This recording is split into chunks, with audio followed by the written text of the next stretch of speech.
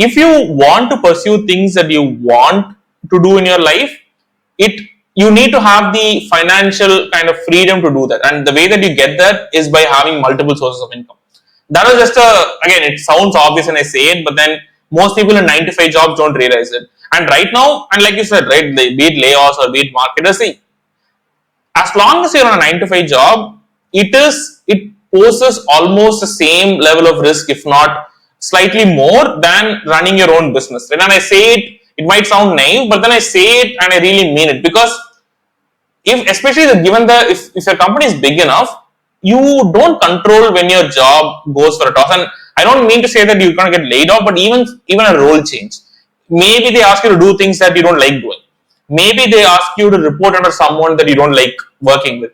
So all those are risks that you have to mitigate, and then the way to do that is by creating other sources of income. And it doesn't have to come from Microsoft. It doesn't have to come from selling an online course. It can even come from, let's say, running an offline business.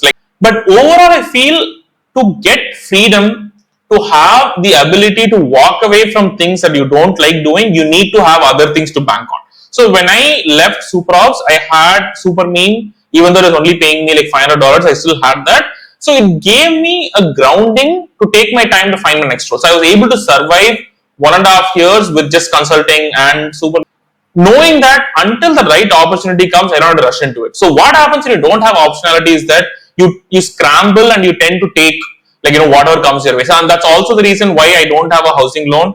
That's also the reason why I don't drive an expensive car, even though I can afford it. So all the spends that you make reduce your optionality and reduce your freedom. So I've actively tried to stay away from loans. I've actively tried to not get into big financial commitments, because you don't know how things are going to change. So it's always good to have a life where you can scale it down as quickly as you can scale it up. So that's kind of the principle that I operate. So it comes from my core value of just wanting to be free.